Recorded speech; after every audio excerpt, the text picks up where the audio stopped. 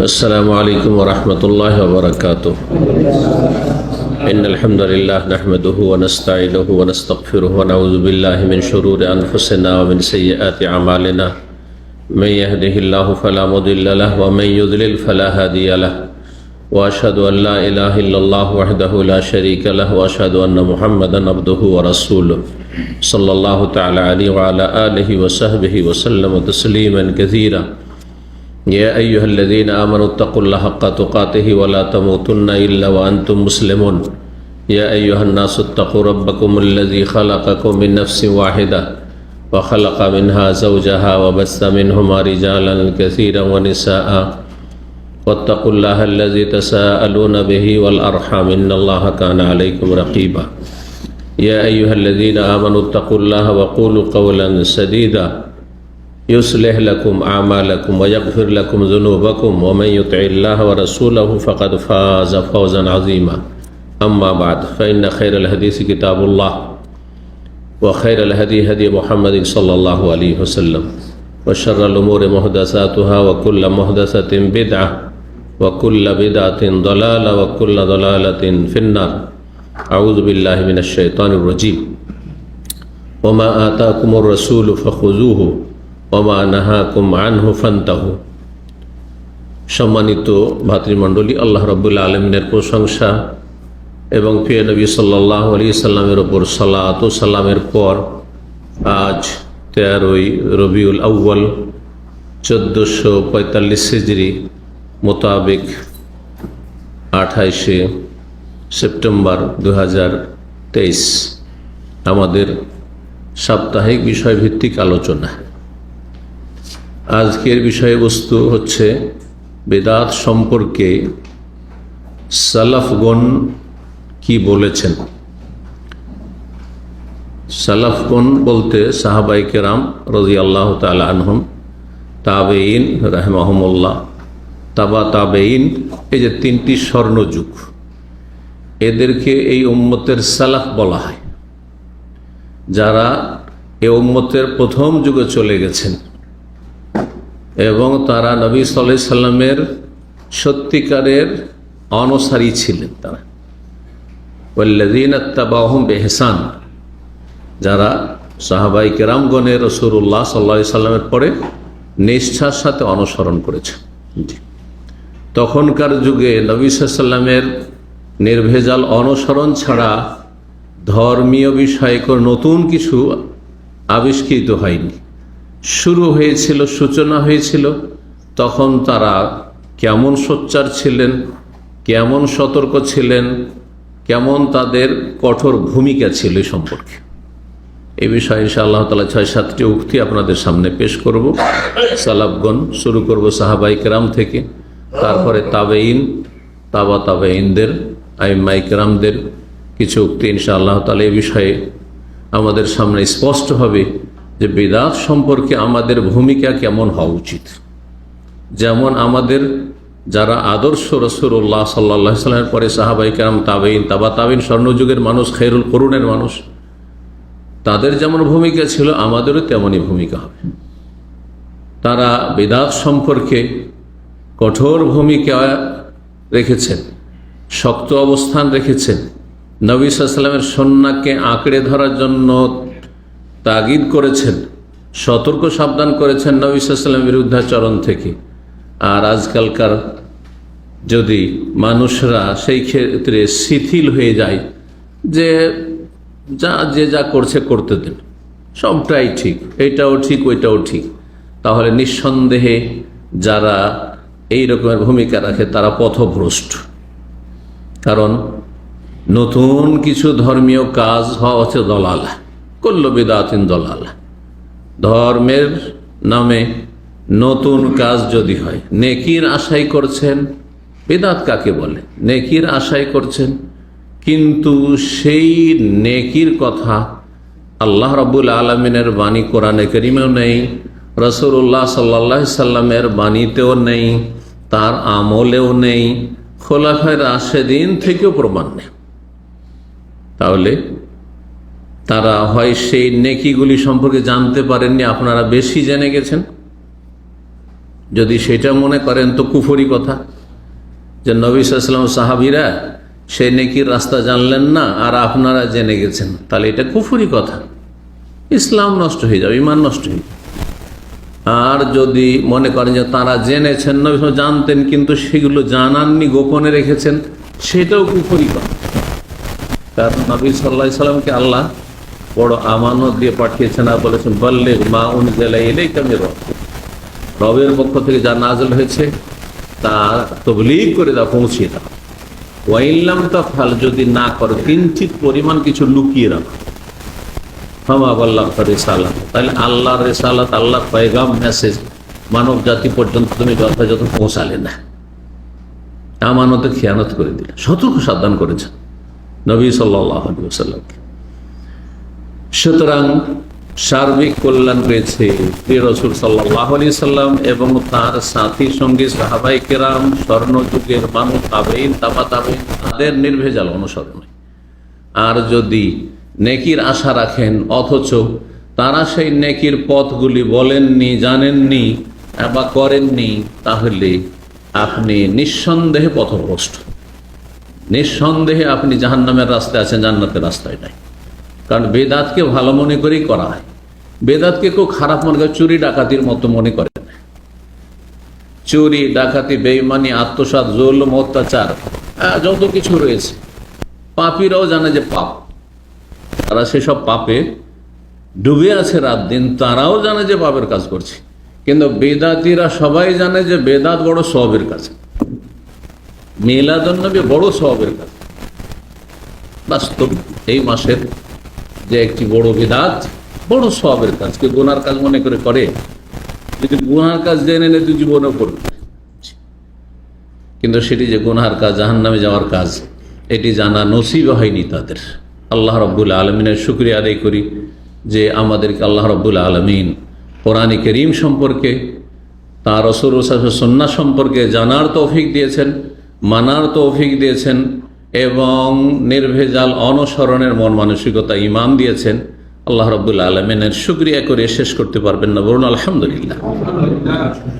সূরা হাশরের আয়াত নম্বর 7-এ মহান আল্লাহ ইরশাদ করেছেন, ওমা আতাকুমুর রাসূলু ফাখুযু, রাসূল সাল্লাল্লাহু আলাইহি ওয়াসাল্লাম তোমাদেরকে যা দিয়েছেন তা তোমরা নিয়ে নাও।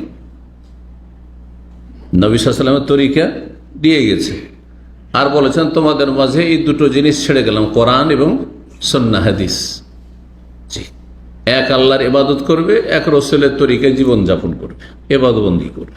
তরিকা হবে রাসূলুল্লাহ আর ইবাদত হবে কার?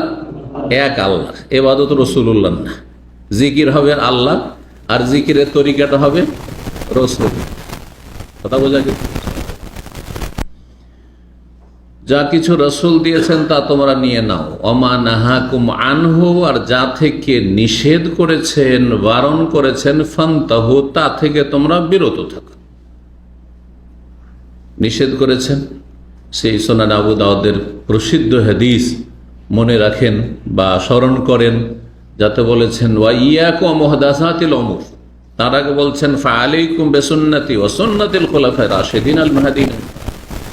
যখন দেখবে একটা যুগ আসবে ধর্মীয় বিষয়ে, ধর্ম নিয়ে, ইসলাম নিয়ে নানা মত দেখবে, নানা তরিকা দেখবে, তরিকার শেষ নেই, 126 তরিকা। আর সমস্ত তরিকা ওয়ালা মনে করেন আমাদের তরিকা সবচেয়ে বেশি ভালো তরিকা, মুহাম্মদ সাল্লাল্লাহু আলাইহি ওয়াসাল্লামের তরিকা বাদ দিয়ে বাকি সবগুলি হচ্ছে এগুলো হচ্ছে তরিকা।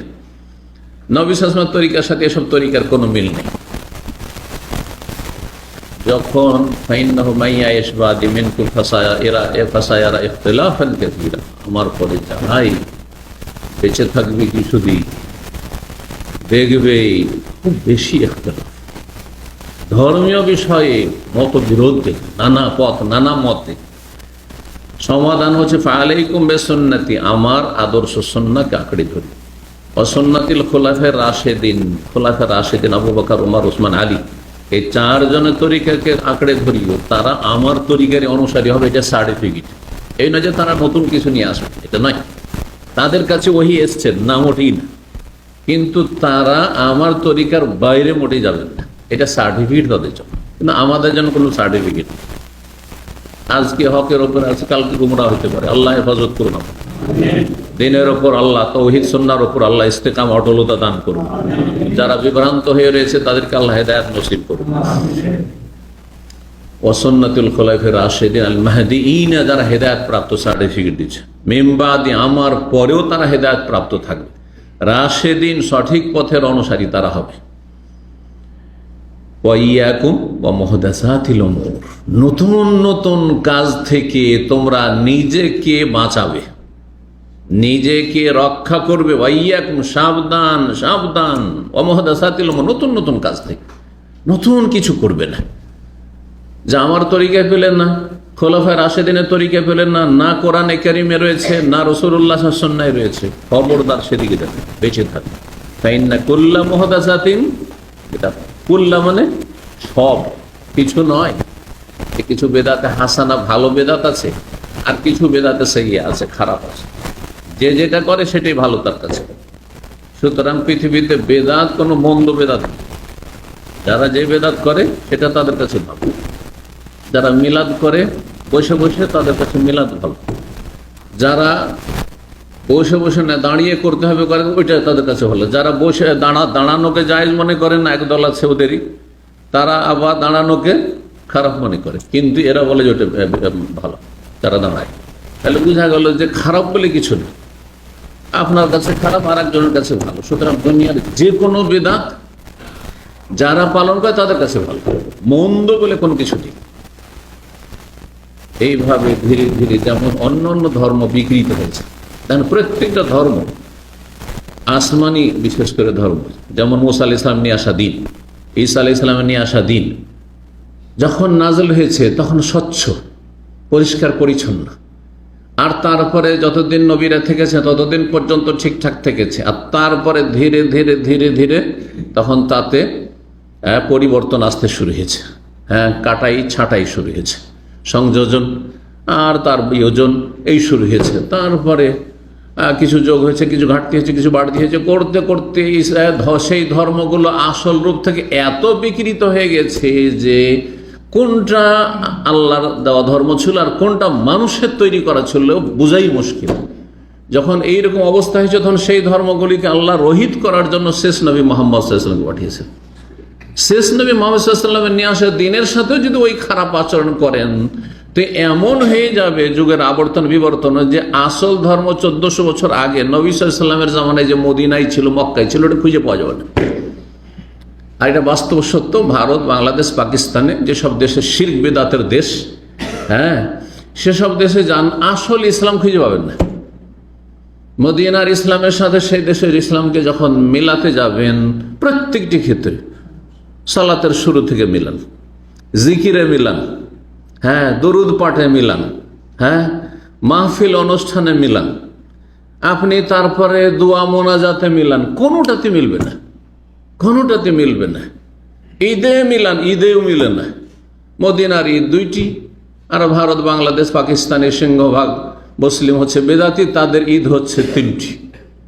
ঈদে মিলাদুন্নবী সবচেয়ে বড় ঈদ, তাই না? জি। যেই দিনে নবী সাল্লাল্লাহু আলাইহি ওয়াসাল্লাম ইন্তেকাল করলেন, এটা নিশ্চিত যে 12 রবিউল আউয়ালে নবী সাল্লাল্লাহু আলাইহি ওয়াসাল্লাম ইন্তেকাল হয়েছে, কিন্তু নবী সাল্লাল্লাহু আলাইহি ওয়াসাল্লামের জন্ম 12 তারিখে কিনা এটি অনিশ্চিত, সন্দেহপূর্ণ।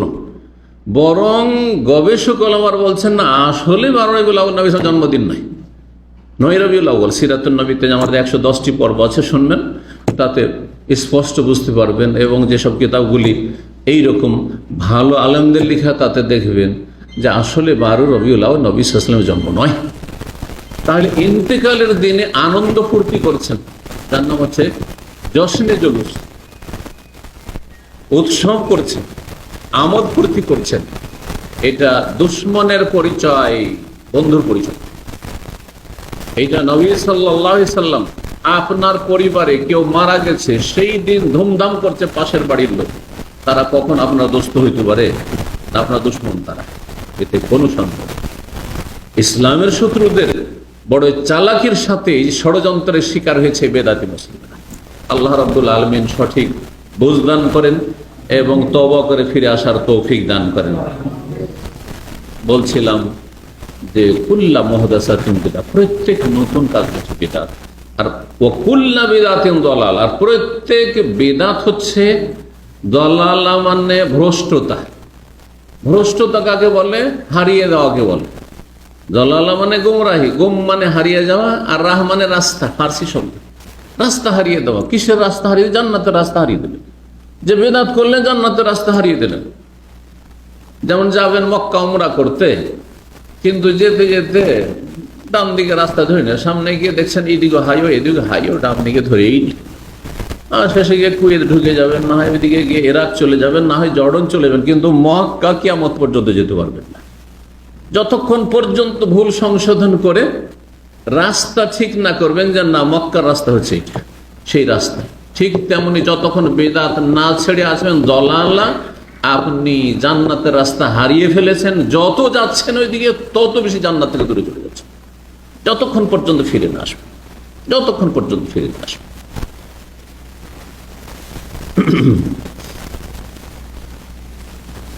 আমল কবুলের কয়টি শর্ত?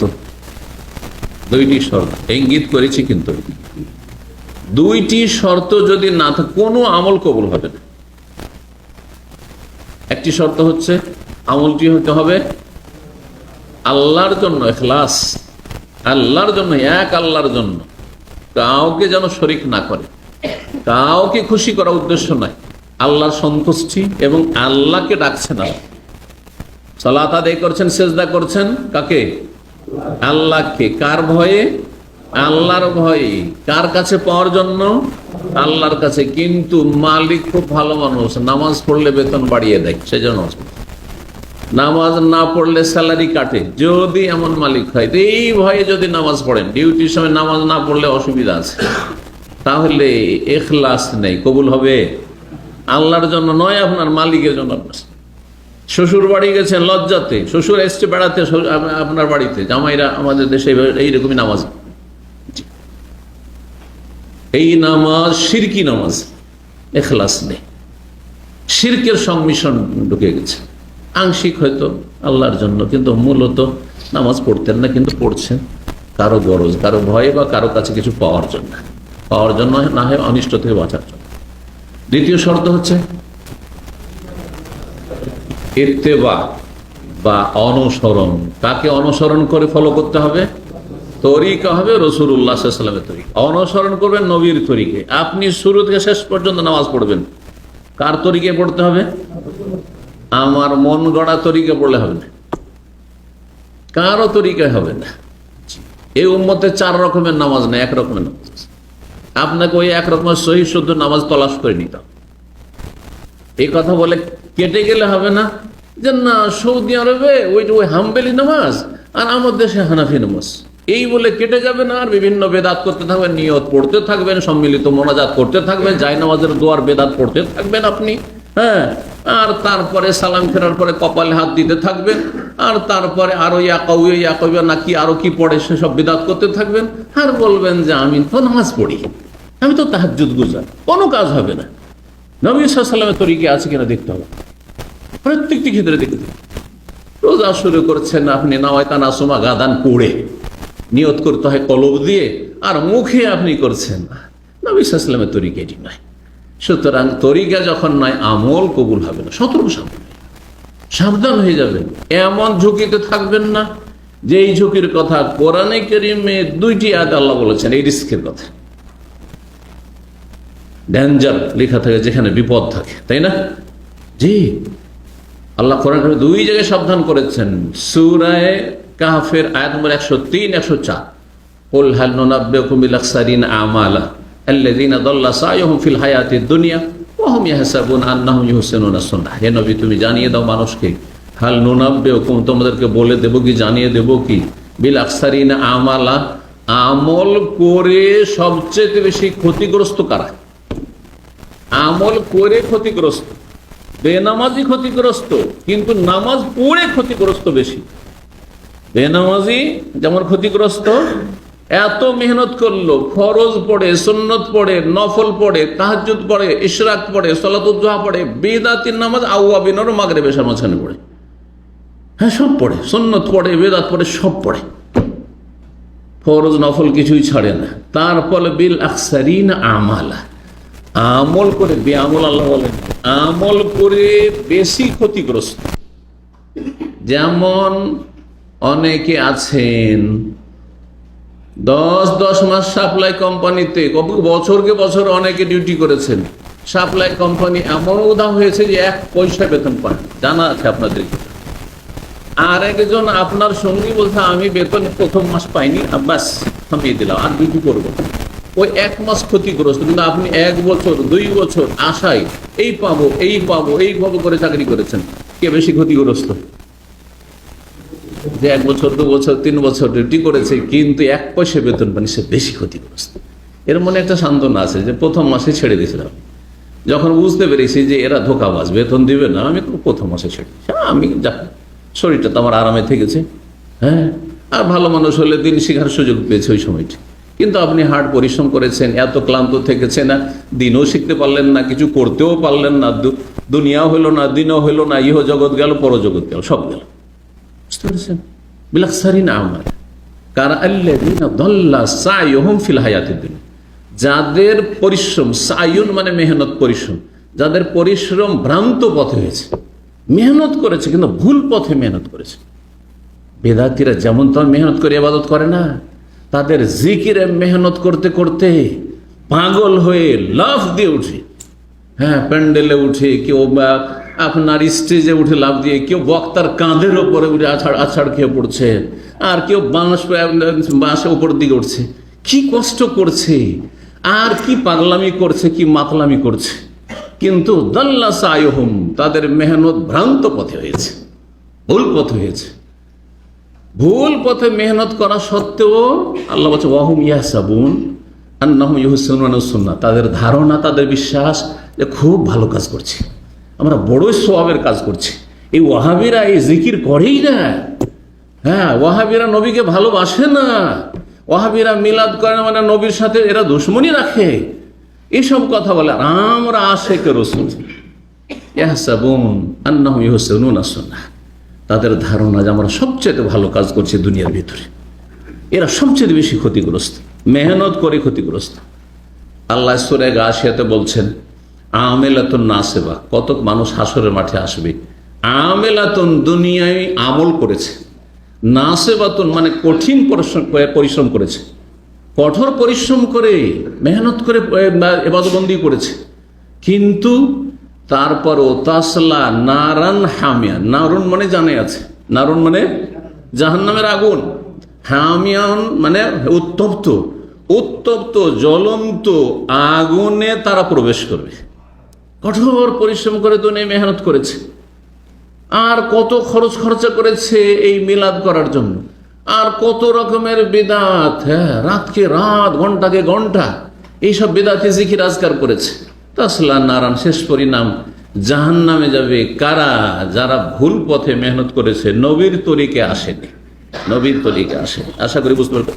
আমল কবুলের জন্য 2টো শর্ত মনে রাখবেন। এখন আসল আলোচনায় আসি যে সালাফগণ, সাহাবায়ে কেরাম, তাবেঈন, তারা বিদআত সম্পর্কে আমাদেরকে যে সতর্ক সাবধান করেছেন তার কিছু নজির আলোচনা করি। আব্দুল্লাহ বিন মাসউদ রাদিয়াল্লাহু তাআলা আনহু, প্রখ্যাত সাহাবী, নবী সাল্লাল্লাহু আলাইহি সাল্লামের মক্কায় প্রথম সারির তিনি সাহাবী, ইসলাম গ্রহণ করেছেন মাত্র যখন কয়েকজন ইসলাম গ্রহণ করে, সেই সময় এত সিনিয়র সাহাবী।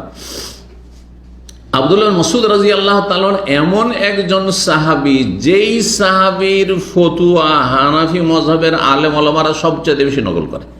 যেমন রফেদান করতে হবে না, রফেদান রুকুতে যাওয়ার সময়, রুকুতে ওঠার সময় করতে হবে না, এটা হানাফি মযহাব, ঠিক না? একবার শুধু তাকবীরে তাহরিমের সময়। এর দলিল আব্দুল্লাহ বিন মাসউদ রাদিয়াল্লাহু তাআলা বর্ণিত হাদিস, আবু দাউদের হাদিস। হাদিস যদিও দুর্বল, কিন্তু আব্দুল্লাহ বিন মাসউদ এত সিনিয়র সাহাবী, তিনি রফেদান করেননি, সুতরাং আমরা করি না। তাহলে আব্দুল্লাহ বিন মাসউদকে তারা, হ্যাঁ, আদর্শ সাহাবী হিসাবে, দলিল হিসাবে পেশ করে, কিন্তু বেদাতি জিকিরে ডুবে আছে, বেদাতি জিকিরের গুমরাহিতে ডুবে আছে, সেখানে কেন পেশ করা হয় না? দেখুন, আব্দুল মাসউদ রাদিয়াল্লাহু তাআলা আনহু তার শেষ জামানায়, বয়স অল্পই পেয়েছিলেন, খুব বেশি পাননি, তো তিনি হিজরত করে চলে গেছিলেন কুফায়। আলী রাদিয়াল্লাহু তাআলা আনহু যখন কুফা চলে গেলেন, তখন তিনিও কুফায় চলে গেছিলেন, কুফায় ছিলেন। সেখানে কুফাতেই তার ইন্তেকাল হয়। আব্দুল্লাহ মাসউদ রাদিয়াল্লাহু তাআলা আনহু তার বাড়িতে আছেন। আবু মুসা আশআরী রাদিয়াল্লাহু তাআলা আনহু হাদিসের বর্ণনাকারী, তিনি মসজিদে গেলেন, কুফার এক মসজিদে। মসজিদে গিয়ে দেখলেন যে এক আজব জিকির চলছে, যেই জিকির মদিনায় দেখিনি, মক্কায় দেখিনি, নবী সাল্লাল্লাহু আলাইহি ওয়াসাল্লামের আমলেও দেখিনি, আর খোলাফায়ে রাশিদিনের আমলে মক্কা মদিনাতেও দেখিনি, কোথাও দেখিনি। হেজাজ যেখানে যেখান থেকে ইসলাম সারা বিশ্বে ছড়িয়েছে সেখানে দেখিনি, কিন্তু ইরাকে গিয়ে প্রথম দেখছি। ইরাক সম্পর্কে আপনাদের জেনে রাখা জরুরি যে ইরাকের মাতৃভাষা তখন ফার্সি ছিল। প্রথম বিদাত ইসলামের ইতিহাসে বিদাতের সূচনা হয়েছে ইরাক থেকে। বেদাতের সূচনা হয়েছে ইরাক থেকে, না হয় মেসর থেকে। যেন মিলাদের বেদাত শিয়ারা শুরু করেছে মেসরে, আর যারা কথিত সুন্নি তারা শুরু করেছে ইরাকে। আর ইরাক তখন অনারব এলাকা, অর্থাৎ তাদের ভাষা কি ছিল, সেটা যে বৃহৎ পারস্য দেশ, বৃহৎ যে ইরান বা পারস্য দেশ তার অন্তর্ভুক্ত ছিল। ইরাকের ভাষায় আরবি হয়ে গেছে, যুগের আবর্তন বিবর্তনে মাতৃভাষা, আর ইরানের ভাষা মাতৃভাষা ফার্সি হয়ে গেছে। সব আল্লাহর ইচ্ছা। কিন্তু ইরাক ইরান এই বৃহৎ অঞ্চলের মাতৃভাষায় কি ছিল, ফার্সি ছিল। এই জন্য ইমাম আবু হানিফা রাহিমাহুল্লাহর ভাষা ফার্সি, তার বংশের ভাষা ফার্সি। জি, অনেক আইম্মা কেরামদের ভাষা ফার্সি, যারা ইরাকের বড় বড় আইম্মা কেরাম তাদের ভাষা ফার্সি। তো ইবনে মাসউদ রাদিয়াল্লাহু তাআলা আবু মুসা আশআরী ওখানে ছিলেন। গিয়ে দেখছেন যে ফজরের আগে সেখানে জিকির চলছে বিশেষ তরিকায়, বিশেষ তরিকার প্রথম জিকির দেখছেন।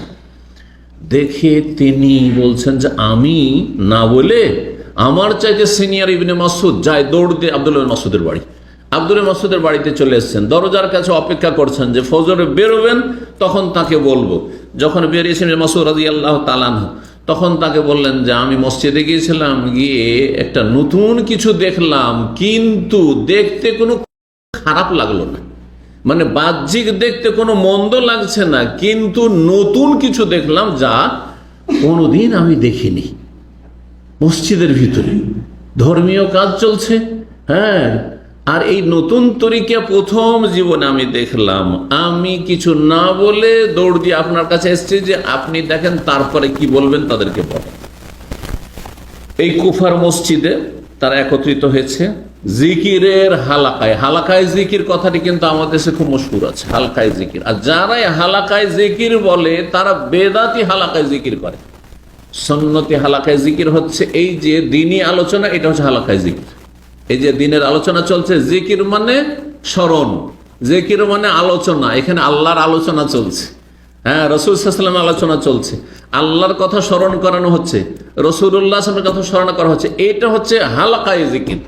আর হালাকায়ে জিকির মানে ব্যক্তি জীবনের জিকির, সুবহানাল্লাহ, আলহামদুলিল্লাহ, লা ইলাহা ইল্লাল্লাহ, আল্লাহু আকবার, আল্লাহু আকবার, এই লা হাওলা ওয়ালা কুওয়াতা ইল্লা বিল্লাহ পড়বো, আর একসাথে মাহফিল করে সুর ধরে মহব্বতের সাথে, এগুলো হচ্ছে বেদাতি হালাকা। এই রকমের হালাকার কোনো প্রমাণ নেই। এই যে দেখেন ইবনে মাসউদ রাদিয়াল্লাহু তাআলা আনহুর এই যে ঘটনা, যেটা তিনি দেখলেন এবং তিনি প্রতিবাদ করলেন, সেটা জানলে অবাক হবেন যে কিভাবে বেদাতের সূচনা হয়েছে। আর বেদাত ধীরে ধীরে বাড়তে বাড়তে কেমন ব্যাপক আকার ধারণ করেছে।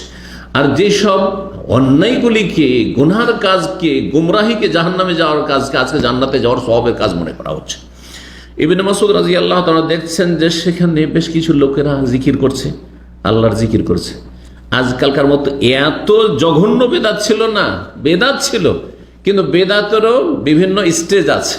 আজকালকার জিকিরে কি আছে, শুধু হুহুর জিকির আছে, আছে না নেই? শুধু হুহুর জিকির আছে। আর তারপরে জমিরের জিকির, আল্লাহ বলার দরকার নেই, হু হু হোয়া হোয়া হোয়া, হোয়াকে সংক্ষেপে হু হু, জি। আর তারপরে আল্লাহ আল্লাহ জিকির আছে, এইটাও ছিল না, এই সব জিকির ছিল না। ইল্লাল্লাহ ইল্লাল্লাহ জিকির আছে, আছে না নাই? তারপরে লা ইলাহা ইল্লাল্লাহ মুহাম্মাদুর রাসূলুল্লাহর জিকির আছে, আছে না নাই? রাসূলেরও জিকির করে, লা ইলাহা ইল্লাল্লাহ মুহাম্মাদুর রাসূলুল্লাহ। সুর করে জিকির, এরা সুর করে করেনি। বেদাতরা শুধু শুরু হচ্ছে, এই বেদাতি জিকিরের সূচনাটা দেখেন কিভাবে শুরু হচ্ছে। বলছে তারা গোলাকার হয়ে বসেছে, গোল হয়ে বেশ কিছু লোক মসজিদের ভিতরে, ধরেন 10-20 জন 30 জন বসছে, আর তাদের সামনে একটা সারি রয়েছে কঙ্করের, ছোট ছোট পাথর সারি করে রেখেছে সেখানে ঢের করে। আর তারপরে সেখানে একজন তাদের মুরব্বী রয়েছেন, ওস্তাদ। সে ওস্তাদ বলছেন সাব্বিহুল্লাহ মিয়া, সুবহানাল্লাহ বলো 100 বার করে। সুবহানাল্লাহর জিকির সুন্নাত, ঠিক না? কিন্তু আপত্তিটা কোথায়? শুধু কি সম্মিলিত একসাথে তোমরা 100 বার তুমি বলো, 100 বার তুমি বলো, 100 বার তুমি বলো, এরকম। এই যে 100 বার করে বলো, এতটুকুতেই দেখেন ইবনে মাসউদ রাদিয়াল্লাহু তাআলা কি বলছেন। 100 বার করে সুবহানাল্লাহ বলো, তারপরে যখন পড়া হলো সুবহানাল্লাহ সুবহানাল্লাহ সুবহানাল্লাহ, হাল্লেলু মিয়া, লা ইলাহা ইল্লাল্লাহ বলে 100 বার করে, লা ইলাহা ইল্লাল্লাহ লা ইলাহা ইল্লাল্লাহ লা ইলাহা ইল্লাল্লাহ চলছে।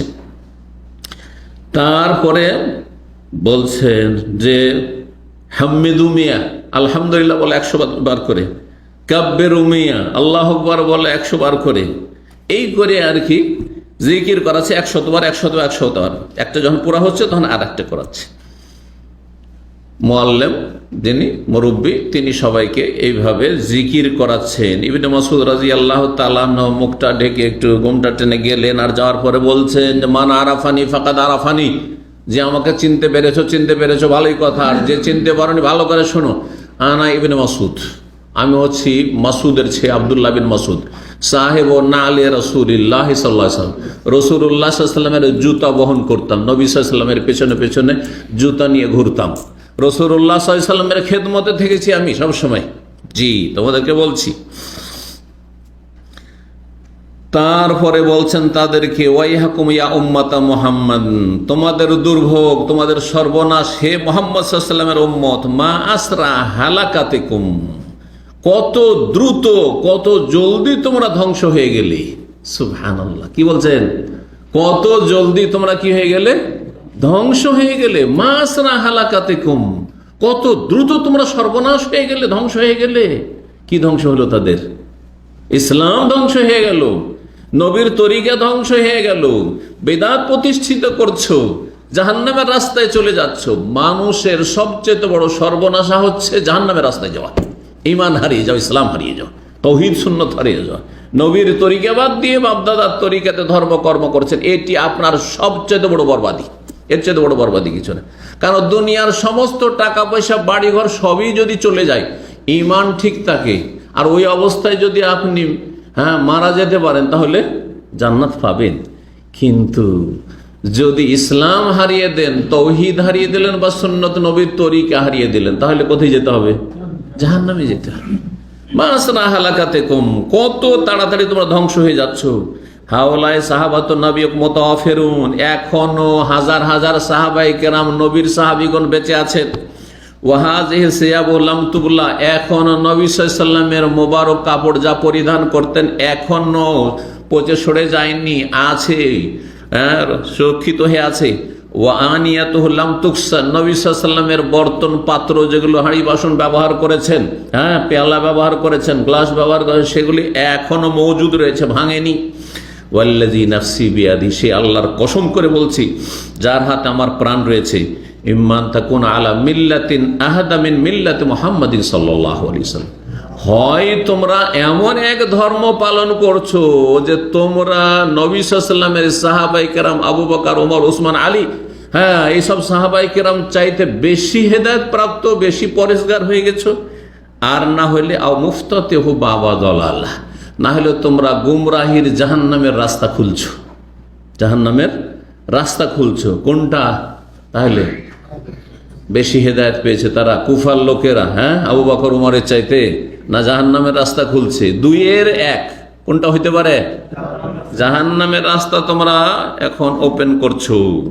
তখন তারা অজুহাত পেশ করেছিল, যেমন আজকাল আমাদের বেদাতি ভাইয়েরা বলে যে আমরা চুরি ডাকাতি করছি নাকি, কোন কবিরা গুনাহ করলাম নাকি, মদ খাচ্ছি নাকি, আমরা তো নবীকে গোটা বছর স্মরণ করতে পারি না, একটা দিন 12 রবিউল আউয়াল একটু নবীর মহাব্বতে আমরা একটু খুশি করছি, আর তারপরে এতে আমরা কিছু দুরূদ শরীফ পাঠ করছি, এতে মানুষের মুখ মিষ্টি করছি, আর গরিব দুঃখীকে খাওয়াচ্ছি। কোন মন্দ কাজ করছি, কোন কবিরা গুনাহ করলাম? বলছে না, বলছে না?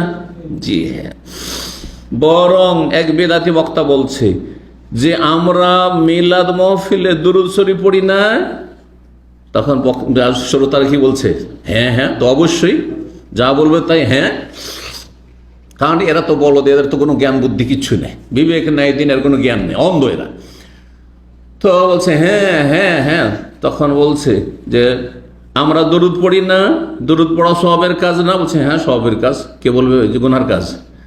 যদি দুরুদ পড়ার জন্য আল্লাহ জাহান্নামে দেয়, তো জাহান্নামে যাওয়ার জন্য প্রস্তুত আছেন? জিজ্ঞেস করছে লোককে, শ্রোতাদের।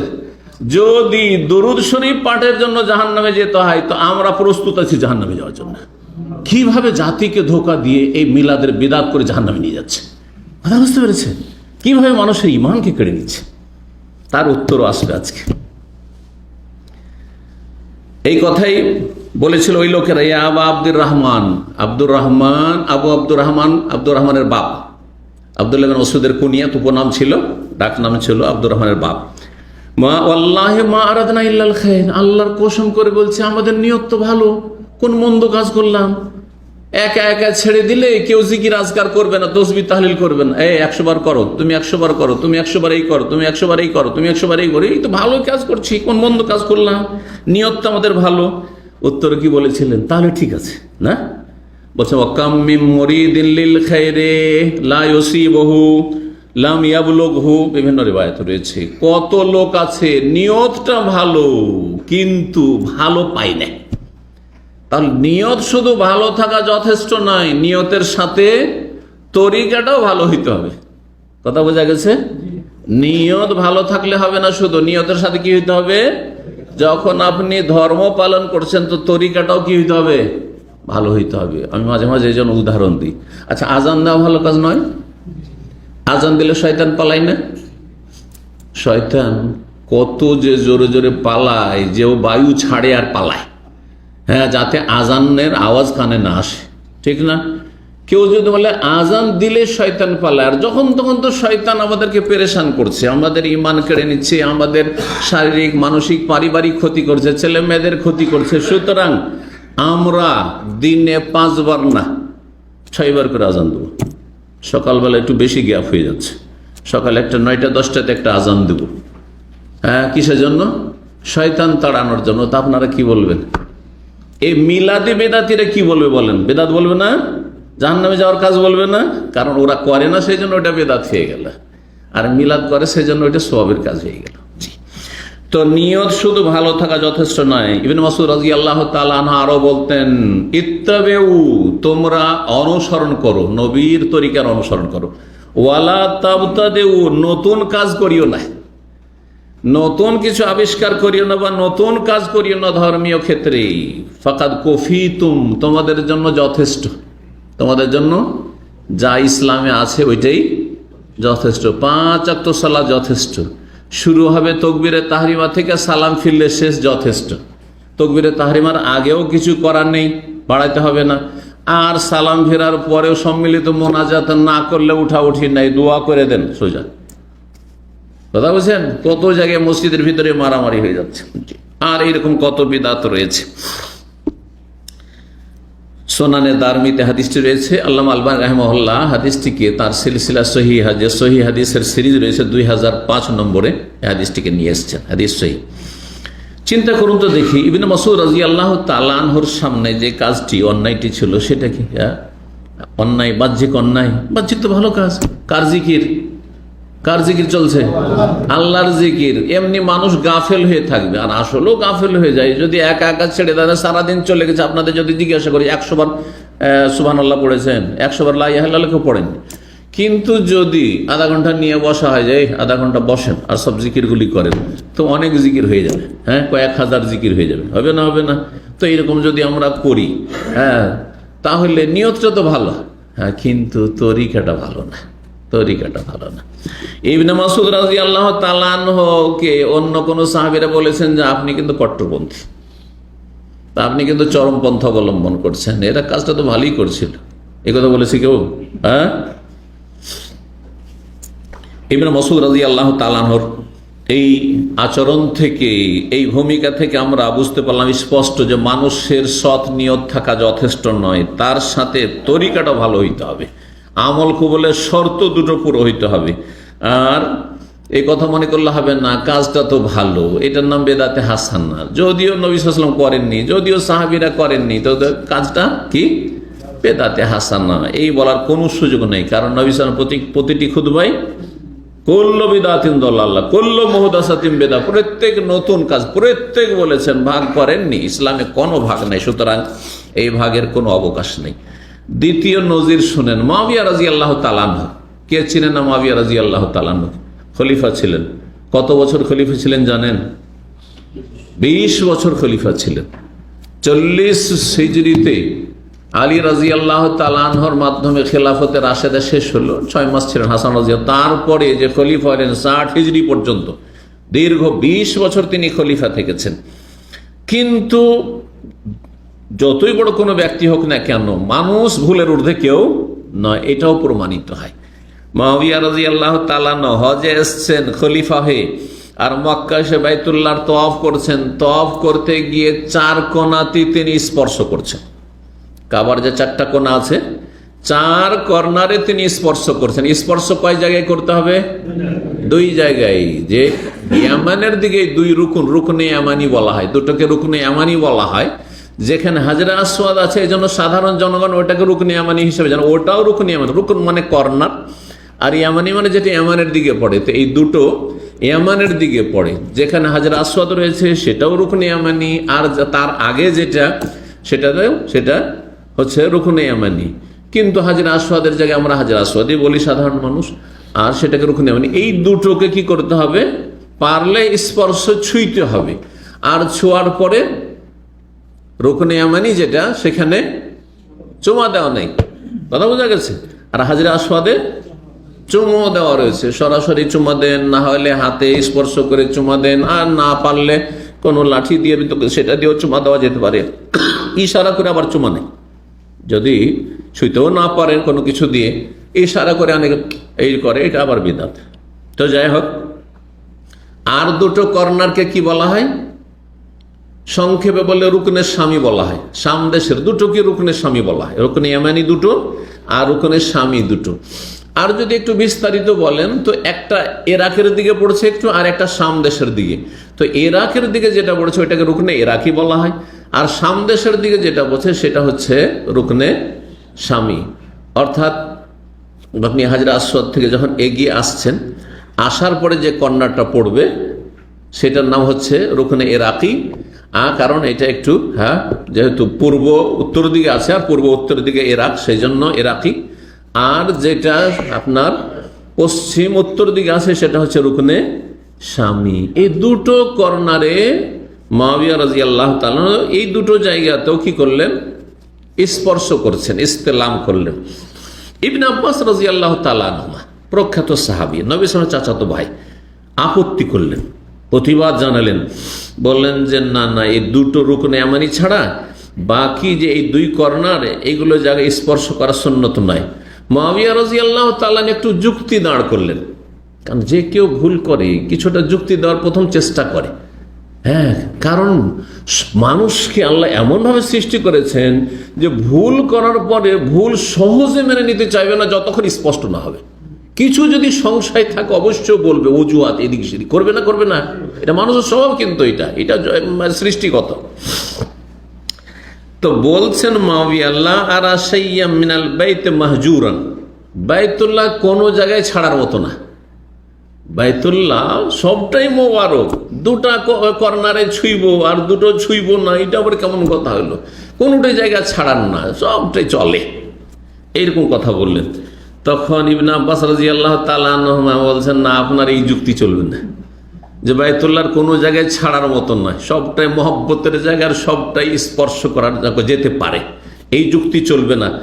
আয়াত পড়ে দিলেন, লাকাদ কানা লাকুম ফি রাসূলিল্লাহি উসওয়াতুন হাসানা, তোমাদের জন্য রাসূলুল্লাহ সাল্লাল্লাহু আলাইহি ওয়াসাল্লামের মাঝে রয়েছে উত্তম আদর্শ। আর রাসূলুল্লাহ সাল্লাল্লাহু আলাইহি ওয়াসাল্লাম মাত্র 2টি জায়গায় স্পর্শ করেছেন, আর বেশি করেননি। সুতরাং ওর 2টির জায়গায় যদি আপনি যেখানে সেখানে করেন, এর নাম সুন্নত না, এর নাম বেদাত হয়ে যাবে।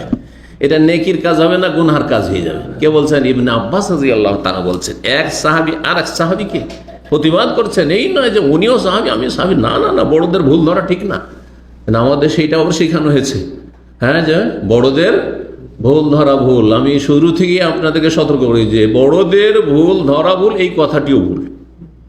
হ্যাঁ, কিন্তু আদবের সাথে ধরতে, অবশ্যই ধরতে হবে, অবশ্যই ভুল ধরতে হবে, না হলে মানুষ পথভ্রষ্ট হবে। এই কথা যেমনই বলা, মুআবিয়া রাদিয়াল্লাহু তার কাছে আর যুক্তি চলল না। মুআবিয়া রাদিয়াল্লাহু বলছেন যে দেখো ইবনে আব্বাস, সাদাকতা ইবনে আব্বাস, কথা তোমার সত্যি, কিন্তু আমার এই যুক্তি চলবে না, কারণ নবী সাল্লাল্লাহু আলাইহি ওয়াসাল্লামের আদর্শ যেখানে 2 জায়গায় ছোঁয়া, তো আমার জন্য 4 জায়গায় ছোঁয়াটা ঠিক হবে না। আমি মনে করেছিলাম যে 4টাই যেহেতু কর্নার, সুতরাং আমি 4টাই স্পর্শ করি, এটা ভাবছিলাম।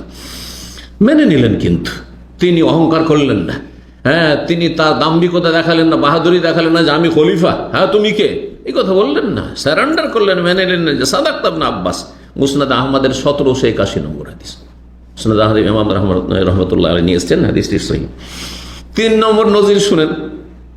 একবার আব্দুল্লাহ বিন উমর রাদিয়াল্লাহু তাআলা আনহু, উমরের ছেলে আর আব্দুল্লাহ বড় সিনিয়র সাহাবী, অনেক সাহাবায়ে কেরাম মদিনায় উমর রাদিয়াল্লাহু তাআলার পরে তার ছেলেকে খলিফা বানাইতে চেয়েছিলেন, যে উসমান না, অনেকেই ছিলেন সমর্থক যে আব্দুল্লাহ হোক, খলিফা হোক। কিন্তু বাবা আগে থেকে সতর্ক করে দিয়ে চলে গেছিলেন, ওসিয়ত করে চলে গেছিলেন, আমার পরে আমার ছেলে হইতে পারবে না, তোমরা আমার ছেলেকে বাছাই করতে পারবে না, কারণ আমার ছেলে যদি হয়ে যায় তাহলে লোকেরা বলবে যে ওমর ইশারা ইঙ্গিত করে এদিকে লোক তৈরি করে গেছে, যে মানুষ সন্দেহ করবে, রাস্তা বন্ধ করি। এত সিনিয়র সাহাবী, মানে ওসমান রাদিয়াল্লাহু তাআলার মর্যাদার কাছাকাছি তার মর্যাদা। জি, এই আব্দুল্লাহ বিন উমর রাদিয়াল্লাহু তাআলা আনহুমার সামনে জনৈক ব্যক্তি এসে একটা হাঁচি দিল, হাঁচি পড়লো। তখন সে বলছে আলহামদুলিল্লাহ ওয়াসসালাতু ওয়াসসালামু আলা রাসূলিল্লাহ। কি বললো? আলহামদুলিল্লাহ ওয়াসসালাতু ওয়াসসালামু আলা রাসূলিল্লাহ। আলহামদুলিল্লাহ বলার পরে বলছে দুরূদ ও সালাম নাযিল হোক রাসূলুল্লাহ সাল্লাল্লাহু আলাইহি ওয়াসাল্লাম। কোনো মন্দ কাজ করছে, কবিরা গুনাহ করেছেন নাকি? হ্যাঁ, বেদাতি বক্তা যে বলছে যে দুরূদ পড়ার কারণে যদি জাহান্নামে যেতে, তো আমরা রেডি আছি জাহান্নামে যাওয়ার জন্য, তো এই কথা তো এ বলেনি, বলেছে। আর আব্দুল্লাহ বিন উমর, হ্যাঁ, তাহলে এই ভুল ধরতেন না। যখন এইরকম কথা বলল, দুয়ার সাথে দুরূদ ও সালাম পেশ করে দিল এই ব্যক্তি, তখন বলছেন ইবনে উমর রাদিয়াল্লাহু তাআলা আনহু সাথে সাথে প্রতিবাদ করে যে মাহাকাজ আল্লামানা রাসূলুল্লাহ সাল্লাল্লাহু আলাইহি ওয়াসাল্লাম, এইভাবে নবী আমাদেরকে তালিম দেননি, কিন্তু এইটা নবী সাল্লাল্লাহু আলাইহি ওয়াসাল্লামের তরিকা হইল না, কিন্তু হ্যাঁ তুমি অতিরিক্ত করে ফেললে, তুমি এইটা নবীর আদর্শ না। আমাদের ইন্নামা আল্লামানা আন নাকুল, আমাদেরকে শুধু শিখিয়েছেন কি বলতে, আলহামদুলিল্লাহ, যেন আমরা আলহামদুলিল্লাহ বলি, আল্লাহর যাবতীয় প্রশংসা। দরুদ সালাম পেশ করার এটি জায়গা নয়। অনেকেই নামাজের ভিতরে আত্তাহিয়াত পড়ে, তখন বিসমিল্লাহির রহমানির আত্তাহিয়াত অনেকে পড়েন আপনাদের মধ্যে। কোন মন্দ কাজ করলাম, বিসমিল্লাহ তো ভালো কাজে বিসমিল্লাহ বলতে হয় না, যুক্তি দাঁড় করে দিল। দরুদ শরীফ পাঠ করছি বিসমিল্লাহ, হ্যাঁ চলবে? হ্যাঁ না, মোটেই চলবে না, মোটেই চলবে না। জি, তো যখন এই কথা বললেন, তখন ওই ব্যক্তি তখন চুপ হয়ে গেল, মেনে নিল কথা। জি, উদ্দেশ্য কি? উদ্দেশ্য হচ্ছে যাতে নবী সাল্লাল্লাহু আলাইহি সাল্লামের ছেড়ে যাওয়া দিন সুরক্ষিত থাকে, খাঁটি দিনের উপর মানুষ আমল করে, আর নিজের পক্ষ থেকে নেকি মনে করে কিছু করতে থাকবে। আপনি একটা বাড়াবেন, কালকে আরেকজন বাড়াবে, কালকে আরেকজন বাড়াবে, এই করতে গিয়ে যুগের আবর্তন বিবর্তনে ইসলামের 12টা বেজে যাবে, আর আসল ইসলাম খুঁজে পাওয়া যাবে না। এইরকমটা হয়েছে, সমস্ত ধর্মগুলির অবস্থা এরকম হয়েছে। একমাত্র ইসলাম যারা নেই কোরআন এবং হাদিস থেকে, আর যাদের দাওয়াত হচ্ছে, ভালো করে শুনেন, মুসলিমদের মধ্যে যত দল উপদল রয়েছে, একমাত্র একটি দল রয়েছে যাদের দাওয়াত হচ্ছে আমরা আপনাদেরকে 1400 বছর আগের ইসলামের দিকে ফিরিয়ে নিয়ে যেতে চাই। এই দলটি ছাড়া কারো কাছে আপনি সত্য ইসলাম পাবেন না। ভালো করে শুনেন, ভালো করে। আর এই দাওয়াত সৌদি আরবে পাবেন, এই দাওয়াত আপনি সালাফি ওলামাদের কাছে, আহলে হাদিস কোরআন সুন্নাহর অনুসারী আলেমদের কাছে পাবেন, কারো কাছে পাবেন না। যে আমি সেই ইসলামের দিকে আপনাদেরকে ফেরার দাওয়াত দিচ্ছি যেই ইসলাম ছিল নবী সাল্লাল্লাহু আলাইহি ওয়াসাল্লামের আমলে, আবু বকরের আমলে, ওমরের আমলে, ওসমানের আমলে, আলীর আমলে, খোলাফায়ে রাশিদের আমলে। বাস বাস। তারপরে ইসলামকে যদি বলে না ওইটাও চলবে, তাহলে তো তারপরে শিয়ারা পয়দা হলো, তাহলে শিয়া ধর্মও চলবে। তারপরে জঙ্গিরা পয়দা হলো, তাহলে জঙ্গি মতবাদও চলবে। তাহলে চিন্তা করুন তো দেখি, প্রথম দুটো ফিরকা, বাতিল ফিরকা প্রথম দুটো তৈরি হলো, তারপরে আস্তে আস্তে বিভিন্ন ফিরকা তৈরি হলো। আর নবী সাল্লাল্লাহু আলাইহি ওয়াসাল্লাম ভবিষ্যৎবাণীর বাস্তবায়ন হলো যে আমার উম্মত ৭৩ দলে বিভক্ত হবে, সবগুলি জাহান্নামের রাস্তায় যাবে, কারণ নবী সাল্লাল্লাহু আলাইহি ওয়াসাল্লামের তরিকা ছেড়ে দিয়ে অন্য তরিকা অবলম্বন করেছে। এই হাদিসটি তিরমিজিতে রয়েছে, সুনানে তিরমিজির রিওয়ায়াত, এবং হাদিসটি সহিহ। জি, অথচ কাজটি কত সুন্দর কাজ, নবীর প্রতি দুরূদ পেশ করেছে। কোন এমন মন্দ কাজ করেছে? অনেকে কিন্তু এইরকম কাজ করেন। দেখেন আমাদের দেশে কিন্তু অধিকাংশ লোকেরা, যে প্রচলিত ধর্মের অনুসারী যারা, তারা খেতে বসে বিসমিল্লাহ ওয়া আলা বারাকাতিল্লাহ, পড়ে না? বিসমিল্লাহ ওয়া আলা বারাকাতিল্লাহ। নেকির কাজ না গুনহার কাজ? যদি বলেন যে নেকির কাজ, নবী সাল্লাল্লাহু আলাইহি ওয়াসাল্লাম করেছেন না করেননি? বলছে হ্যাঁ, উনি না করলে কি হবে, আমরা আর একটু বেশি করব। হ্যাঁ, আল্লাহ বলছেন সূরা হুজুরাতের প্রথম আয়াত, লা তুকাদ্দিমু বাইনা ইয়াদাইল্লাহি ওয়া রাসূলিহি, আল্লাহ এবং রাসূলের আগে বাড়িও না। আগে বাড়া হইল না? আগে বাড়া বেয়াদবি না? যদি শুধু সামনে চলার ক্ষেত্রে আগে বাড়া, না ইসলামের ক্ষেত্রে আগে বাড়া? চিন্তা করুন তো দেখি। ৪ নম্বর আরেকটি ঘটনা শোনেন। সাঈদ ইবনে মুসাইয়্যিব রাহিমাহুল্লাহ তাআলা প্রখ্যাত তাবেঈ, তাবেঈদের মধ্যে সবচেয়ে সিনিয়র তাবেঈ, তাকে সাইয়্যিদুত তাবেঈন বলা হয়, সাঈদ ইবনে মুসাইয়্যিব। এবং তিনি ইলম হাসিল করেছেন সাহাবায়ে কেরাম থেকে, হাজার হাজার সাহাবায়ে কেরাম তার ওস্তাদ। জি, তাবেঈদের 3টা স্তর রয়েছে, তিনি সবচেয়ে সিনিয়র সাহাবী তাবেঈ। দেখলেন তিনি একজন লোককে যে ফজরের পরে সে নফল নামাজ পড়ছে। ফজর থেকে শুরু করে এই সূর্য ওঠার মাঝখানে এই সময়টা নিষিদ্ধ সময়, নফল পড়া চলবে না, বিনা কারণে নফল পড়া চলবে না। এই সময় লোকটি নফল নামাজ পড়ছে। সাঈদ ইবনে মুসাইয়্যিব রাহিমাহুল্লাহ তাকে নিষেধ করলেন যে এই সময় নফল পড়া জায়েজ নাই।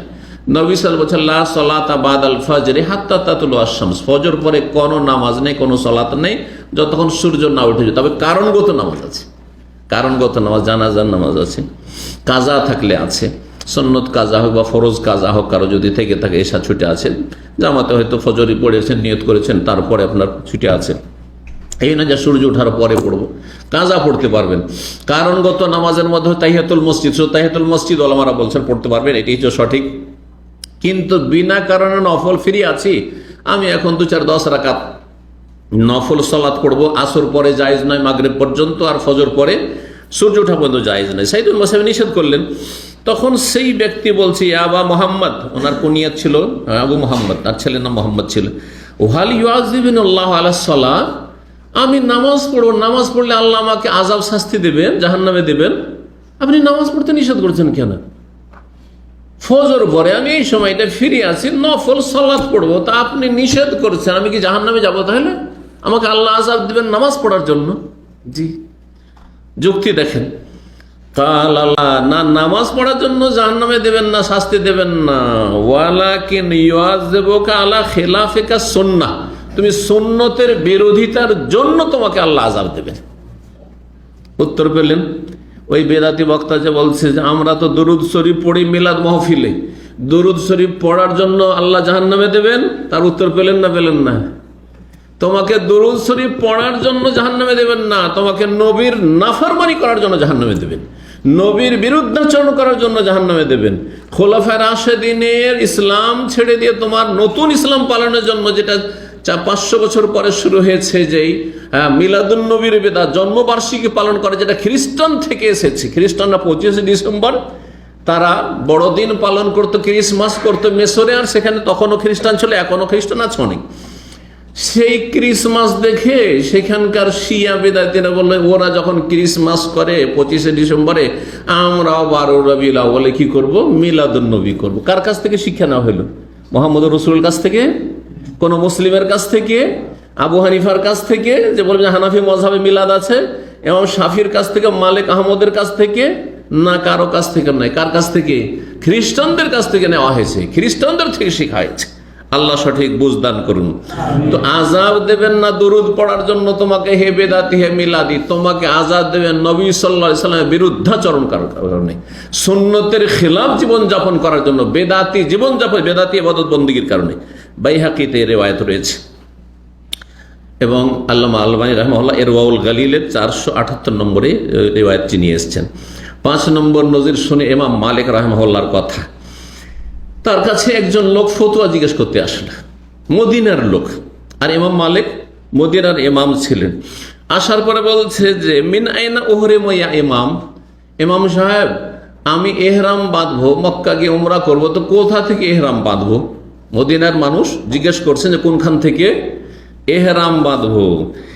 তখন ইমাম মালিক রাহিমাহুল্লাহ তাকে বলছেন আহরিম মিন যুলহুলাইফা মিন হাইসু আহরাম রাসূলুল্লাহ সাল্লাল্লাহু আলাইহি ওয়াসাল্লাম, তুমি যুলহুলাইফা থেকে এহরাম বাঁধো, যেখান থেকে রাসূলুল্লাহ এহরাম বেঁধেছেন। যুলহুলাইফা জানেন তো, মসজিদ নববী থেকে 10 কিলোমিটার দূরে, যেটার আজকাল নতুন নাম হচ্ছে আবারে আলী বা আবিয়ারে আলী, এই দুটো নামে পরিচিত, কিন্তু জায়গাটির পুরাতন নাম এখনো লেখা আছে যুলহুলাইফা। সেখানে সুন্দর মসজিদ আছে, মিকাতের মসজিদ, মসজিদে মিকাত। মদিনা দিয়ে গেলে সেখানে এহরাম করতে হয়।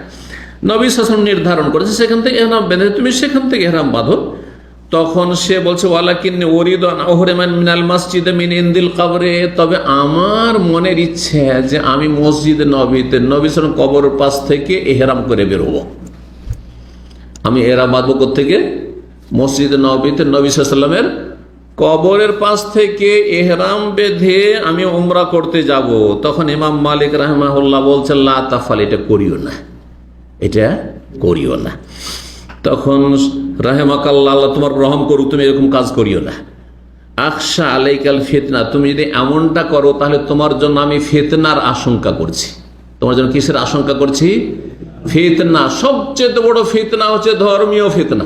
ভালো করে শুনে রাখেন, দুনিয়ার ফিতনা, স্ত্রী নিয়ে, ছেলে মেয়ে নিয়ে ফিতনা, বাপ মায়ের সাথে ফিতনা ঝামেলা, গ্রামবাসীর সাথে ফিতনা, রাষ্ট্রীয় ফিতনা, সামাজিক ফিতনা, হ্যাঁ বিভিন্ন রকমের ফিতনা রয়েছে। আর্থিক ফিতনা, কেউ নারীর ফিতনা, কেউ পয়সার ফিতনায় পড়ে আছে, বিভিন্ন ফিতনা।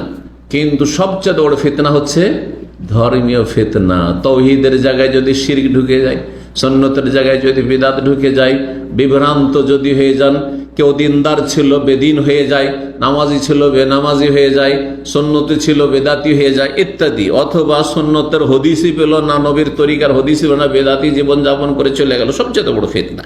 ঈমান হারিয়ে যাওয়া সবচেয়ে বড় ফিতনা। ইমাম মালিক রাহিমাহুল্লাহ বলছেন যে তোমার জন্য আমি ফিতনাকে আশঙ্কা করছি। তখন সেই ব্যক্তি তার উত্তরে বলছে ওয়াইয়ু ফিতনাতিন হাযিহি, এটা আবার ফিতনা হইল নাকি? আমি তো মাত্র বলছে ইন্নামা হে আমিয়াল আজিদুহা, মাত্র কয়েক মাইল, 10 কিলোমিটার, মানে 5-6 মাইল, 6 মাইল জায়গায় একটু আগে আমি এহরামটা করে নিই। এমন কোন দোষের কাজ করলাম? এমন কোন দোষের কাজ করলাম? এখান থেকে এহরামটা বাঁধবো মসজিদ নববী থেকে।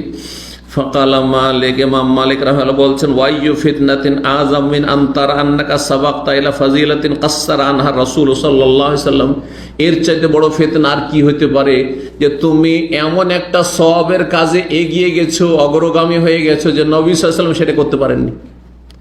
নবী সাল্লাল্লাহু 10 কিলোমিটার যে ওখান থেকে এহরাম বেঁধেছেন, আর তুমি তার 10 কিলোমিটার এখান থেকে এহরাম বেঁধে ফেললে, তুমি এতটা তুমি অ্যাডভান্স হতে পেরেছো, এর চাইতে বড় ফিতনা আর কি হতে পারে? হ্যাঁ, যে নবীর চাইতে বেশি পরেজগার হয়ে গেছে তুমি। তারপরে বলছেন কে? ইমাম মালিক রাহিমাহুল্লাহ তাকে ইন্নী সামিআতুল্লাহ ইয়াকুল, আমি আল্লাহর বাণী কোরআনে কারিমে শুনেছি। শোনো, আল্লাহ বলছেন সূরা নূরে ফালিয়াহযারিল্লাযীনা ইউখালিফুনা আন আমরিহি আন তুসিবাহুম ফিতনা আও ইউসিবাহুম আযাবুন আলীম, যারা নবী সাল্লাল্লাহু আলাইহি ওয়াসাল্লামের বিরুদ্ধাচরণ করে, নাফরমানি করে, তারা যেন সতর্ক সাবধান হয়ে যায় কি থেকে? 2 বালা মুসিবতের এক মুসিবত তাদের উপর আসবে। আন তুসিবাহুম ফিতনা, তাদের উপর ফিতনা আপতিত হবে, আও ইউসিবাহুম আযাবুন আলীম, অথবা তাদের মর্মান্তিক শাস্তি দেওয়া হবে। মর্মান্তিক শাস্তি মরার পরে, দুনিয়া থেকে যাওয়ার পরে। আর দুনিয়ার ফিতনা হচ্ছে যে পথভ্রষ্ট হয়ে যাওয়া, গুমরা হয়ে যাওয়া। জি, হেদায়া হানাফি ফিকার সবচেয়ে বড় কিতাব, তার ভাষ্য 2য় খণ্ড 132 পৃষ্ঠায় এই ঘটনাটি বর্ণনা করা হয়েছে। ইমাম মালিক রাহিমাহুল্লাহ সম্পর্কে আরো বর্ণনা এসেছে যে তিনি বিদআত থেকে সতর্ক সাবধান করতেন খুব শক্ত ভাষায়, আর বলতেন, মান আহাদাসা ফি হাযিহিল উম্মাতি শাইআন, কেউ যদি এই উম্মতে নতুন কিছু ধর্মকর্ম করে, লাম ইয়াকুন আলাইহি সালাফুহা, যেটা সালাফরা করেননি, সাহাবায়ে কেরামরা করেননি, তাবেঈনরা করেননি, তাবেঈন করেননি, আপনারা করছেন, নবী সাল্লাল্লাহু আলাইহি ওয়াসাল্লাম থেকে প্রমাণিত নয়, ফাকাদ জামা আন্না রাসূলুল্লাহ খানার রিসালাতা, তাহলে তার ধারণা যে রাসূলুল্লাহ সাল্লাল্লাহু আলাইহি ওয়াসাল্লাম আল্লাহর রিসালাত পায়গামে খেয়ানত করেছেন। খেয়ানত কাকে বলা হয়? নয় ছয় করে দেওয়া, যে আল্লাহ দিয়েছেন একটা সওয়াবের কাজ, কিন্তু নবী সাল্লাল্লাহু আলাইহি ওয়াসাল্লাম ওইটা শিখাননি, গোপন করেছেন। আল্লাহ দিয়েছেন যে নামাজের নিয়ত, নাওয়াইতো গদ বাঁধা নিয়ত পড়তে হবে, জায় নামাজের দোয়া পড়তে হবে, একতাইদায় তো বেহাজাল ইমাম পড়তে হবে, আনা ইমামুল লিমান হাজার আমাল্লাম হাজর পড়তে হবে, সম্মিলিত মোনাজাত করতে হবে মাহফিলের শেষে, সম্মিলিত দুরুদ পড়তে হবে, হ্যাঁ, মহব্বতের সাথে জিকির একসাথে সম্মিলিত জিকির করতে হবে সুর ধরে।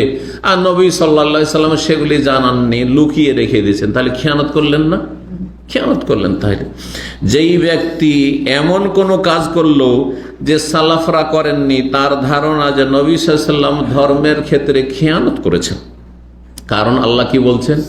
আল ইয়াউমা আকমালতু লাকুম দীনাকুম, দিনকে তোমাদের জন্য আজকে কমপ্লিট করে দিয়েছি, সূরা মাইদা বলছেন। আল্লাহ কমপ্লিট করেছেন, বলছেন না ইনকমপ্লিট আছে, 2 ঈদ দিয়ে কমপ্লিট হয়নি, এই জন্য তৃতীয় ঈদে মিলাদুন নবী লাগবে। এই জিকির একা একা জিকির করলে কমপ্লিট হয় না, আমরা কমপ্লিট করব। তাহলে আপনি কোরআন অস্বীকার করছেন, অথবা নবী সাল্লাল্লাহু আলাইহি ওয়াসাল্লামের কাছে কমপ্লিট করে দেওয়া হচ্ছে, কিন্তু তিনি কমপ্লিট আমাদেরকে জানাননি, পূর্ণরূপে জানাননি। তারপরে তিনি বলতেন, ফামা লাম ইয়াকুন ইয়াউমাইযিন দীনান, নবীর জামানায় যেটা দিন ধর্ম ছিল না, লা ইয়াকুনুল ইয়াউমা দীনান, আজকে সেটি দিন ধর্ম হইতে পারে না। নবী সাল্লাল্লাহু আলাইহি ওয়াসাল্লামের জামানায় যেটা ছিল না, সেটা কখনো ধর্ম হইতে পারে না, কখনো সেটা ধর্ম হইতে পারে না। ইমাম শাতিবী রাহমাতুল্লাহ তাআলা ইতিসাম নামক প্রসিদ্ধ কিতাব সুন্নাত বিদআত সম্পর্কে তার প্রথম খণ্ড 28 পৃষ্ঠায় নিয়েছেন। ইমাম সুফিয়ান সৌরির একটি উক্তি দিয়ে আজকের আলোচনা শেষ করব। ইমাম সুফিয়ান সৌরি খুব বড় ইমাম, মুহাদ্দিস ছিলেন এবং ফাকিহ ছিলেন, এবং তার বাড়ি কুফা ছিল। এই জন্য হানাফি মাযহাবের বড় বড় আইম্মায়ে কেরাম যারা, তারা ইমাম সুফিয়ান সৌরি থেকে ইলম হাসিল করেছে, এটাও মনে রাখবেন। অর্থাৎ তাকেও হানাফি মাযহাবের আইম্মায়ে কেরাম যারা, আবু হানিফা রাহিমাহুল্লাহ ওস্তাদের ওস্তাদ, তো ওই জামানার, তো ইমাম সুফিয়ান সৌরি রাহিমাহুল্লাহ তিনি বিদআত সম্পর্কে কি বলেছেন শুনেন। আল বিদআতু আহাব্বু ইলা ইবলিস মিনাল মাসিয়া, ইবলিস শয়তানের কাছে বিদআত অন্যান্য গুনার চাইতে বেশি প্রিয়। একটা লোক যদি চুরি করে, শয়তান যদি চুরি করাইতে পারে, মদ খাওয়াতে পারে, হ্যাঁ, বেঈমানি করাতে পারে, আর জেনা করাতে পারে, আর অন্য পাপ করাইতে পারে, সুদ খাওয়াইতে পারে, ঘুষ খাওয়াতে পারে, এটাও শয়তান করায়। আর আরেক লোককে বড়ই ধার্মিক, ও জেনা, ব্যভিচার, চুরি, ডাকাতি, বেঈমানি ওইসব কিছুই করবে না, তাকে কি করাবে? বেদাত করিয়ে জাহান্নামে নিয়ে যাবে। এই বেদাত যদি করাতে পারে ইবলিস শয়তান, এটা বেশি প্রিয় তার কাছে। কেন? বলছেন, ফালমাসিয়াতু ইয়াতুবু সাহিবহা, অন্য কোনো গুনাহ করলে মানুষ জানে যে গুনার কাজ, সুতরাং যে কোনো সময় তওবা করে নিতে পারে।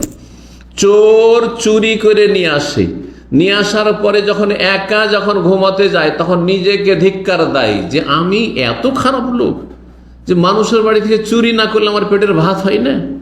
কথা বোঝা গেছে? ঘুষখোর অফিসার ঘুষ খায়, আর তারপরে টাকা তো খুব মজা লাগে, কিন্তু নিজেকে খুব ধিক্কার দেয় যে এমন নোংরা চাকরি, যে ঘুষ খাওয়া ছাড়া সবাই ঘুষ খায়, আমি একাই খাবো না, তো করবোটা কি? আমি এইরকম একজন অফিসার, সরাসরি যেহেতু আমার আত্মীয়তার একটা সম্পর্ক ছিল, কিন্তু বড় অফিসার আর ঘুষেরই অফিসার, এক কথায় ট্যাক্সের অফিসার, বুঝতেই পারে যে ট্যাক্সের ডিপার্টমেন্টে কিরকম ঘুষ থাকে। তো সে বলছে যে ভাই, আমাকে বলছেন যে ভাই সম্পর্ক, বলছে ভাই আমাদের চাকরিটাই হচ্ছে ঘুষের, আমাদের চাকরিটা হচ্ছে ঘুষ, আমাদের বেতন সামান্য, বেতন আর কি 25-50 হাজার, কিন্তু ঘুষ ঘুষ মানে আনলিমিটেড ঘুষ, ঘুষ মাসে যে কত লাখ টাকা আসতে পারে এটা ভাবতে পারবেন না, এরকম বলছে। আল্লাহু আকবার, চিন্তা করেন আপনি। জানছে যে ঘুষ ভালো কাজ নয়, বেতনটা আমার ভালো রুজি, কিন্তু ঘুষটা ভালো রুজি নয়, এটা ভালো করে জানছে। কিন্তু বিদাতি কি জানছে? ঈদ উল ফিতর, ঈদ উল আজহার চাইতে ভালো ঈদ হচ্ছে ঈদ মিলাদুন নবী। কথা বলছেন? তকবীরে তাহরিমা আর সানা পড়ার চাইতে কম গুরুত্বপূর্ণ নয় নওয়াইতো পড়া, ঠিক কিনা? হ্যাঁ, সূরা ফাতিহা না পড়লে নামাজ হবে, কিন্তু নওয়াইতো না পড়া চলবে না, ঠিক কিনা বলেন? মুক্তাদির জন্য সূরা ফাতিহা পড়া নিষেধ তাদের মযহাবে, কিন্তু নওয়াইতোর বেদাত অবশ্যই করতে হবে। চিন্তা করুন তো দেখি কত। আল্লাহ সঠিক বুঝ দান করেন। তো বলছেন ইমাম সুফিয়ান সাউরি যে ইবলিস শয়তানের কাছে বেদাতের গুনাহ, বেদাত কিন্তু অন্যান্য গুনার চাইতে বেশি প্রিয়। কেন? মানুষ যদি অন্য গুনাহ করে তাহলে একসময় তওবা করে নেবে, কারণ লিআন্নাহু ইয়ারা নাফসু আলা দালাল, কারণ জানছে যে আমি কাজটা খুব অন্যায় কাজ করছি, ভুল কাজ করছি। ওয়াল বিদাতু লা ইয়াতুবু সাহিবুহা, বেদাতি কখনো তওবা করবে না, বেদাতি কখনো তওবা করবে না। লিআন্নাহু ইয়ারা নাফসু আলা হুদা, কারণ তার বিশ্বাস যে আমি হেদায়েতের উপর আছি, আমি কোনো গুনহার কাজ করছি না, পাপ করছি। কোনো বেদাতি বলে যে পাপ করছি না, মোটেই বলবেন না, সবচেয়ে বেশি তার ভালো কাজ করছে। অহম ইয়াহসাবুন আন্নাহুম ইউহসিনুনা সুনআ, মাদারিজুস সালিকিন, ইমাম ইবনুল কাইয়িম রাহিমাহুল্লাহর কিতাব, প্রথম খণ্ড 332 পৃষ্ঠায় এই বিষয়টি তিনি বর্ণনা করেছেন। আল্লাহ রাব্বুল আলামিনের কাছে দোয়া করি আল্লাহ সঠিক বুঝ দান করেন, সুন্নতকে আঁকড়ে ধরার তৌফিক দান করেন, এক আল্লাহর ইবাদত ইখলাসের সাথে আদায় করার তৌফিক দান করেন, এক নবীর তরিকায় চলে প্রমাণ করার তৌফিক দান করেন যে আমরা নবীকে সত্যিকার অর্থে ভালোবাসি। আর নবী সাল্লাল্লাহু আলাইহি ওয়াসাল্লামের তরিকায় চললেন না, আর নবীর ভালোবাসার দাবিদার, এতে কিন্তু আপনি মিথ্যাবাদী সাব্যস্ত হবেন, আল্লাহর কাছে লজ্জিত হবেন এবং আসামের কাঠগড়ায় হাজির হবেন, জাহান্নামের ইন্ধন হবেন। সতর্ক সাবধান করছি, আল্লাহ যেন আমাদের সকলকে সতর্ক সাবধান হয়ে নবী সাল্লাল্লাহু আলাইহি ওয়াসাল্লামের তরিকায় ফিরে আসার তৌফিক দান করেন। ওয়া সাল্লাল্লাহু সাল্লাম আলা নবিয়িনা মুহাম্মদ ওয়া আলা আলিহি ওয়া সাহবিহি আজমাইন।